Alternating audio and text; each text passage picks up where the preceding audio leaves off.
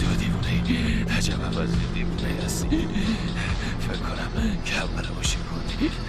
لازم نبود اینجوری باشه. فقط بود وای میسن. نمیتونستم. من که تو رو نمیشناسم،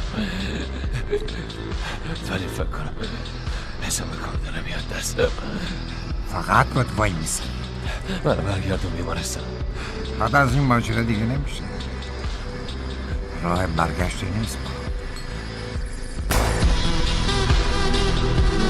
وقتی بفهمم خیلی اسم